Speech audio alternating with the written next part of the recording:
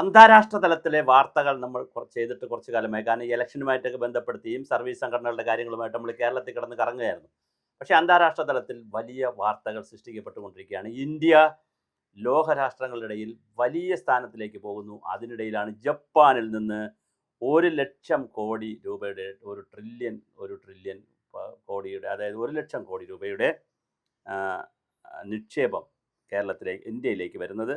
വ്യാപാരം തന്ത്രപരമായ മേഖലകൾ വിപുലപ്പെടുത്തും. Semiconductor, AI, clean energy രംഗങ്ങളിലെല്ലാം കരാർ വെച്ചുകൊണ്ട് കഴിഞ്ഞ ദിവസം ജപ്പാനിൻ്റെ ഇന്ത്യ ജപ്പാൻ വാർഷിക ഉച്ചകോടിയുടെ ഭാഗമായി ഡൽഹിയിൽ ചേർന്ന സംയുക്ത സാമ്പത്തിക ഫോറത്തെ നരേന്ദ്രമോദിയും ജപ്പാൻ പ്രധാനമന്ത്രി സനെ തൈഗച്ചിയും അഭിവാദ്യം ചെയ്തുകൊണ്ട് സംസാരിച്ചതിൽ നിന്നാണ് അവരുടെ ഈ പുതിയ കരാറിൽ വന്നിരിക്കുന്നത്.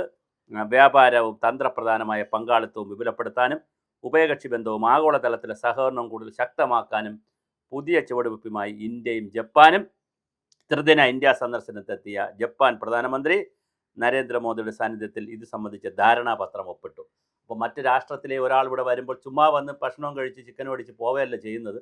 ഈ രാജ്യവുമായി വലിയ കരാറുകളിൽ ഏർപ്പെട്ടിട്ടാണ് പോകുന്നത്. ഇരു രാജ്യങ്ങളും തമ്മിലുള്ള ബന്ധത്തെ പുതിയ തലത്തിലേക്ക് ഉയർത്തുന്ന 120ഓളം സഹകരണ കരാറുകളിലാണ് ഇൻഡോ ജപ്പാൻ 16ാം വാർഷിക ഉച്ചകോടിയിൽ തീരുമാനമായത്. ഇത് പ്രകാരം ജാപ്പനീസ് കമ്പനിയിൽ ഇന്ത്യയിൽ $12.5 ബില്യൺ എന്ന് പറഞ്ഞാൽ 1.18 ലക്ഷം കോടി രൂപ നിക്ഷേപം നടത്തും. സെമി കണ്ടക്ടർ, ആർട്ടിഫിഷ്യൽ ഇൻ്റലിജൻസ്, ഹരിത ഊർജ്ജം, അതായത് സോളാറിൻ്റെ പോലുള്ള കാര്യങ്ങൾ, ഗതാഗതം, നിർമ്മാണം, അടിസ്ഥാന സൗകര്യ വികസനം മേഖലകളിലാണ് പ്രധാന നിക്ഷേപങ്ങൾ എത്തുക. കരാർ പ്രകാരം ഫൂജി ഫിലിം ഇന്ത്യയിൽ സെമി കണ്ടക്ടർ മെറ്റീരിയൽ പ്ലാന്റ് സ്ഥാപിക്കും.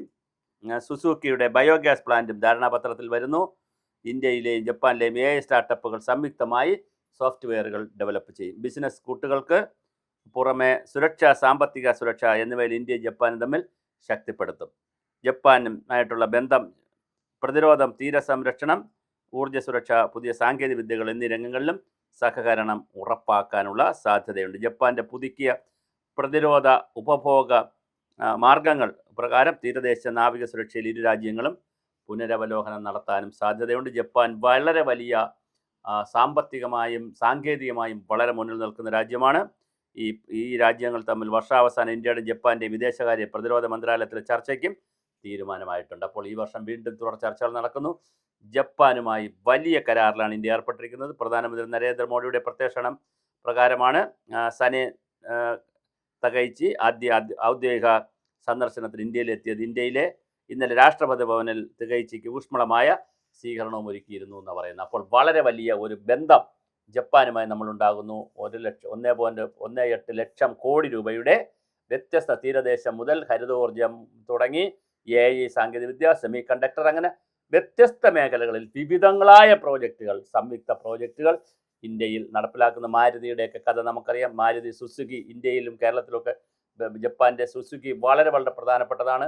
നേരത്തെ UPയുടെയൊക്കെ ഗവൺമെൻറ്, കോൺഗ്രസിൻ്റെ ഗവൺമെൻറ് കാലത്ത് മാരുതി ഈ സുസുക്കിയുമായിട്ട് ചേർന്ന് ഒരുപാട് പ്രോജക്റ്റുകൾ ചെയ്തിരുന്നു. പിന്നെ നമ്മൾ മാരുതിയായി മാറി.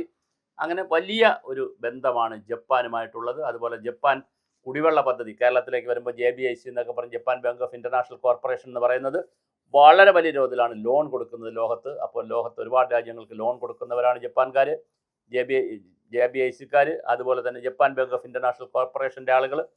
ഞാൻ ഈ പറഞ്ഞ പോലെ ധാരണകൾ ഉണ്ടാകുന്നു. അപ്പോൾ ഇന്ത്യയും ജപ്പാനുമായി വലിയ സാമ്പത്തിക ധാരണയാണ് ഉണ്ടായിരിക്കുന്നത്.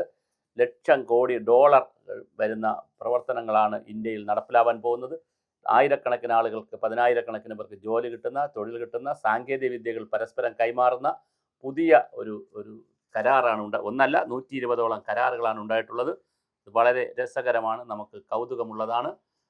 അന്താരാഷ്ട്ര തലത്തിൽ ഇന്ത്യയുടെ വില കൂടുതൽ മെച്ചപ്പെടുന്ന നിലയിലേക്കാണ് പോകുന്നത്. ഒരു കാലഘട്ടത്തിൽ നമുക്കറിയാമായിരുന്നു, സ്വാതന്ത്ര്യം കിട്ടുന്ന സമയത്ത് ഇന്ത്യ ലോകത്തിൽ ഒരു രാജ്യവും ഇന്ത്യ മൈൻഡ് ചെയ്യത്തില്ലായിരുന്നു. സോവിയറ്റ് റഷ്യ മാത്രമാണ് കുറച്ച് സപ്പോർട്ട് നമുക്ക് തന്നിരുന്നത്.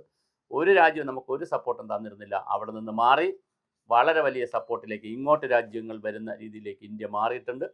അതിൽ യുപിയുടേതായ പങ്കുണ്ട്, കോൺഗ്രസ് ഗവൺമെൻറ്റുകളുടേതായ പങ്കുണ്ട്, നരേന്ദ്രമോദിയുടേതായ പങ്കുണ്ട്. ഇത് തുടർച്ചയൊക്കെയാണല്ലോ. കാരണം ഈ ഗവൺമെൻറ്റുകളുടെ വളരെ കൃത്യമായ നയങ്ങളുടെ ഭാഗമായി വളരെ കൃത്യമായി ജപ്പാൻ ഗവൺമെൻറ് ഇപ്പോൾ ഇന്ത്യയിൽ വന്ന് തന്നെ ജൂലൈ 2, 3 തീയതികളിൽ നടന്ന സമ്മേളനത്തിൽ 1, 2, 3, 4 തീയതികളിൽ നടന്ന സമ്മേളനത്തിൽ വളരെ വലിയ കരാറുകളാണ് ഒപ്പിട്ടിരിക്കുന്നത്. വലിയ സാങ്കേതിക വിദ്യ കൈമാറ്റവും പരസ്പരം ധാരണയും ഉണ്ടാക്കിയിട്ടുണ്ട്. എന്തായാലും ഇന്ത്യക്കും വലിയ മെച്ചമാണ് ഈ ജപ്പാൻ പ്രധാനമന്ത്രിയുടെ സന്ദർശനം കൊണ്ട് ഇന്ത്യക്കുണ്ടായിട്ടുള്ളത്.